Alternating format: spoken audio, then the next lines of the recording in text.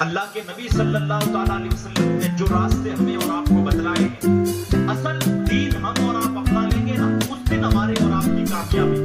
اور اگر اصل دین ہم نے نہ اپنایا، قرآن تو ہمیں کہہ رہا یا ایھا الذین آمنوا ادخلوا فی السلم کافہ ولا تتبعوا خطوات الشیطان، اے ایمان والو اسلام میں مکمل طور سے داخل ہو جاؤ۔ مکمل کیسے داخل ہو؟ ہم جمعہ پڑھیں باقی ہفتے نماز نہ پڑھیں تو یہ تو اسلام تو نہیں ہوا، تو ہماری من مرضی ہوئی۔ ہم فجر پڑھ لیں 4 نمازیں نہ پڑھیں، یہ تو دین اسلام تو نہیں ہوا، ہماری من مرضی ہوئی۔ شادی کا موقع آیا، ہم نے بہت زیادہ ناچ گانے ڈھول تماشا کر لیا، بعد میں نکاح بھی کر لیا، اب ہم سوچ رہے ہیں صحیح معنی میں مسلمان ہیں۔ نہیں، آپ نے اپنی چلائی، شریعت کی ہم نے اور آپ نے نہیں مانی۔ ہماری مائیں اور بہنیں بھی بیٹھی، ایسے ایسے جملے استعمال کیے جاتے ہیں اور ایسی ایسی روایتیں من گھڑت بیان کی جاتی ہے کہ پھر آپ سنیں تو آپ کی عقل دنگ رہ جاتی ہے کہ بخاری مسلم تو ہم نے پڑھی، ہماری ماں اور بہنوں کو یہ تعلیم کہاں سے آئی؟ قرآن کا ترجمہ ہم پڑھتے ہیں، قرآن ہم پڑھتے ہیں، ماں اور بہنوں نے کون سے مدرسے سے یہ ڈگری حاصل کی؟ طرح طرح کی رسم و روایتیں، ان تمام چیزوں کو، رسم و رواج کو چھوڑ کر ہمیں صحیح دین کو اپنانا پڑتا ہے، اور جو صحیح دین ہے وہ ہمیں ان چیزوں کی ترغیب نہیں دیتا ہے۔ بدشگونی لینا ہمارے دین میں بالکل جائز نہیں ہے۔ کوئی جا رہا ہے راستے میں، بلی نے راستہ کاٹ لیا تو وہیں رک جاتا ہے، کیوں بھائی؟ کہ بلی نے راستہ کاٹ لیا، بیچاری جائے گی کہاں؟ دائیں بائیں آئے، کہیں نہ کہیں تو جائے گی جائے گی۔ بنیاد کسی کے گھر کی رکھے اور کہا چھینک آ گئی، نہیں باٹا رکھو مت دے دے، کیوں نہیں رکھے؟ نہیں چھینک آ گیا، چھینک اللہ کی طرف سے ہے۔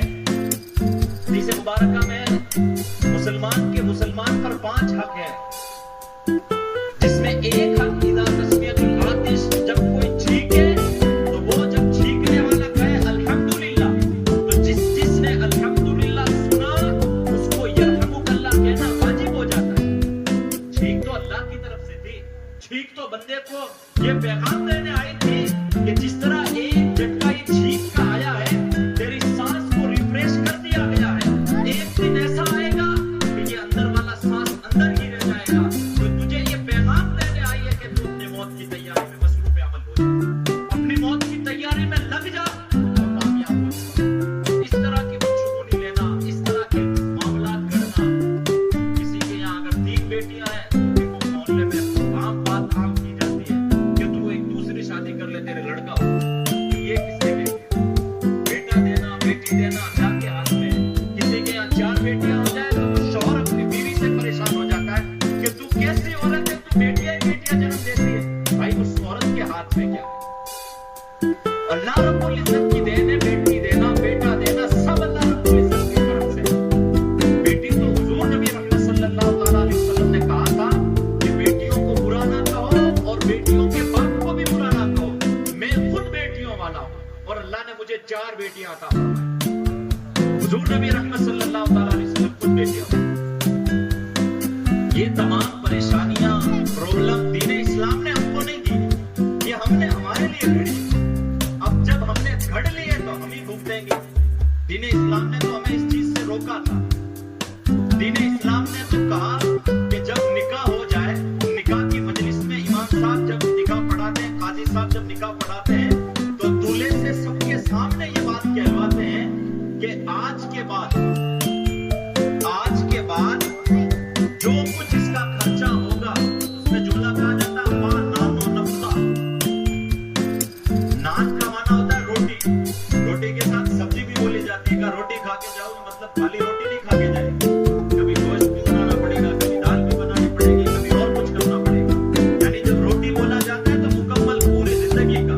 نفقہ کا معنی ہوتا ہے ٹھہرنا، کہا جاتا ہے آج کے بعد ماں نان و نفقہ سب کچھ تیری ذمہ داری ہے، اور اتنے مہر کے بدلے تو قبول کر رہا ہے۔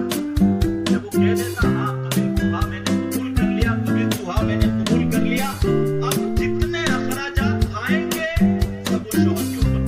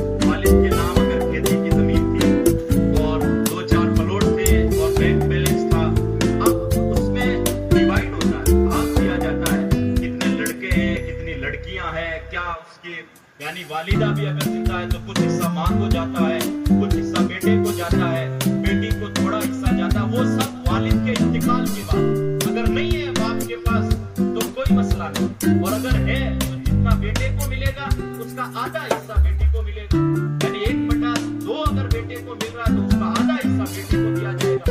ये विरासत का इल्म है। हुजूर ने फरमाया सबसे पहले अगर कोई इल्म उठेगा तो वो विरासत का इल्म उठेगा, और ये आंखों का मुशाहिदा है।